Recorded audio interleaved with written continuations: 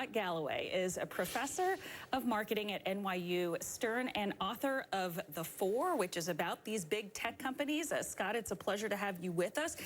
Let's start with this new probe into Amazon. How significant is the investigation and what does it portend? So it's another point in a line that is essentially showing that the war against big tech will break out where all the major conflicts of the 20th century broke out, and that is it's going to break out in continental Europe.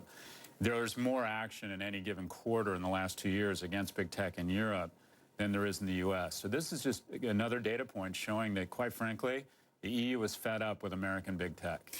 The World War II analogy is interesting. Too much?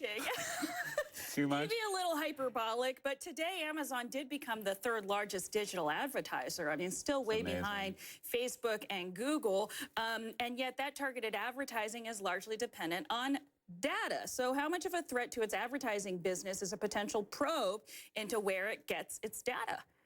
Well, so you bring up a great point. So Amazon, Morgan Stanley predicted that Amazon would do $4.5 billion in advertising this year.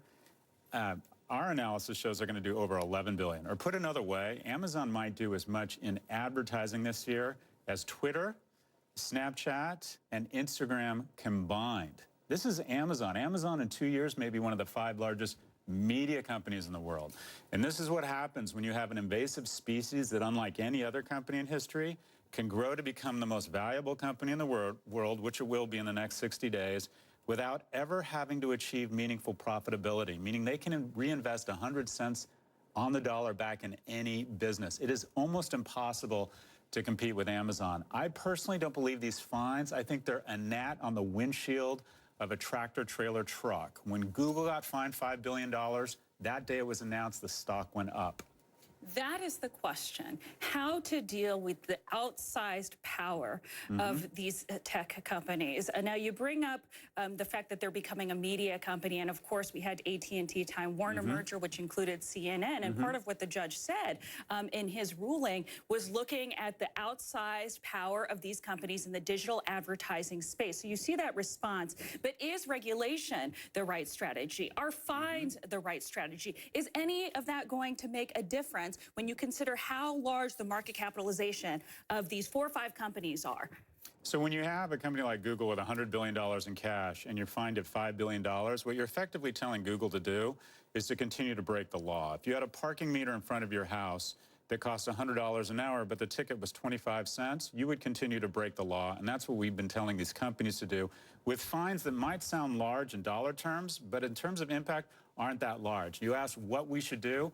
I believe regulation has unintended consequences. I think GDPR has actually emboldened and strengthened these companies' position. I believe that the future to oxygenate the marketplace is to break these guys up. I think antitrust action is the way to go. Do you think that there is a real risk of that now? I know that the U.S. Attorney General, Jeff Sessions, is having a meeting with states' attorneys generals next week to discuss this very topic. We're starting to hear that word antitrust. We're even starting to hear the word monopoly associated with some of these companies. Is that a growing regulatory risk for these mega tech companies? Could you actually see them getting broken up? I used to think there was no way because Amazon has 88 full-time lobbyists in D.C. We in the U.S., I would say, suffer a little bit from what I'd call this gross idolatry of innovators and billionaires. We see them as our heroes. But I do think there is a movement afoot. Now, whether it happens out of D.C., I would say most likely no. I think the pushback is going to come out of Brussels and possibly a red state where an attorney general in that state sees that the brightest blue line path to the governor's mansion is to make an argument against these tech companies that, quite frankly, probably haven't been good. Have they been good for California? Yes. New York, yes. Has it been good for Kansas? What's happened to the ad agencies, the retailers, the businesses in those states? I think a lot of these red states have decided, you know what, big tech, we've been net losers here. So I don't think it's going to come out of D.C. It might. The DOJ should absolutely do its job. The call to restrain the acquisition of this company was ridiculous in comparison to the power of these other companies.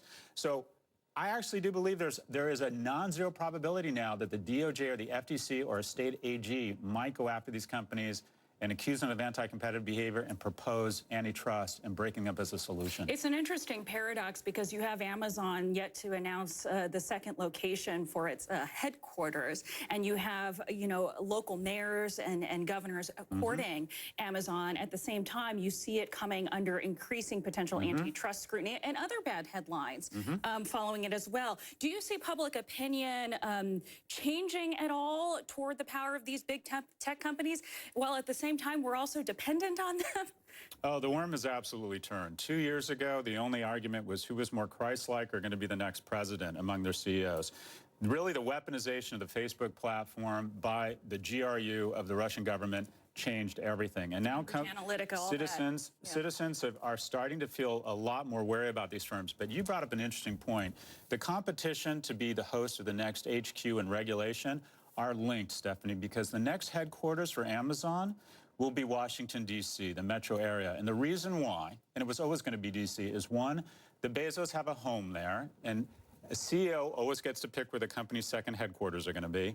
And two, the only thing standing in between Amazon's valuation of $1 trillion and $2 trillion is regulation. And no one is going to regulate the individual that throws out the first pitch at the 2019 opening game of the Washington Nationals, which will be Jeff Bezos. This competition was a ruse to transfer wealth from fire departments and school departments to the shareholders of Amazon. It was always going to be D.C.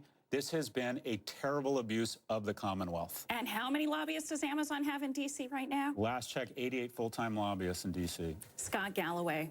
We're going to have to see if you're right on that. We'll see, right? It's going to be embarrassing if they announce they pick Indianapolis this afternoon. Well, D.C. could certainly use the jobs. Scott, thank you so much. Thank you.